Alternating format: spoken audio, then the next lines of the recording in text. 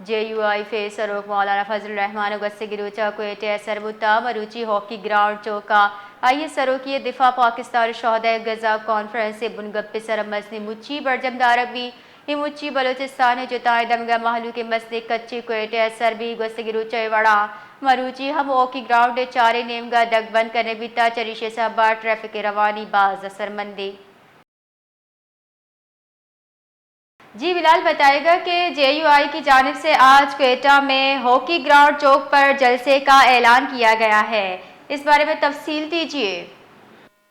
جی بالکل، بلوچستان کے صوبائی دارالحکومت کوئٹہ میں جو ہے آج جمعیت علماء اسلام کی جانب سے جو ہے اسرائیل مرد آباد اور جو ہے مودی مرد آباد جو ہے ملین مارچ کا جو ہے انعقاد کیا جا رہا ہے، اور ساتھ ہی ساتھ جو ہے جلسہ بھی کیا جا رہا ہے۔ یہ جلسہ کا جو باقاعدہ افتتاح ہے وہ جو ہے یا انعقاد جو ہے وہ ہاکی گراؤنڈ میں کیا جائے گا، جہاں پر جو ہے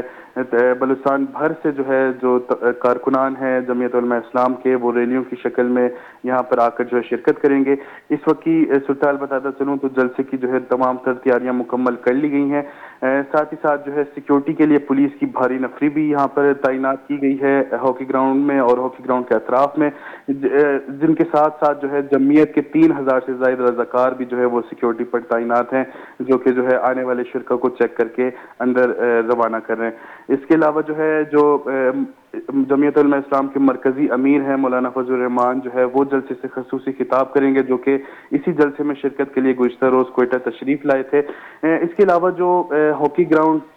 میں جو یہ جلسہ ہو رہا ہے اس کی وجہ سے جو ہے ہاکی گراؤنڈ کے چاروں اطراف کے جو راستے ہیں یا جو شاہراہیں ہیں ان کو جو ہے کنٹینرز لگا کر بیریکیڈز لگا کر جو ہے بند کر دیا گیا ہے، جس کی وجہ سے جو ہے کل کی طرح بھی آج بھی جو ہے وہ ٹریفک کی روانی جو ہے وہ شدید متاثر ہے اور شہریوں کو کافی مشکلات کا سامنا کرنا پڑ رہا ہے، اور آج بھی جو شہریوں کا یہی مطالبہ ہے کہ جو حکومت کی پالیسی ہے جو کہ پسندیدگی اور ناپسندیدگی کی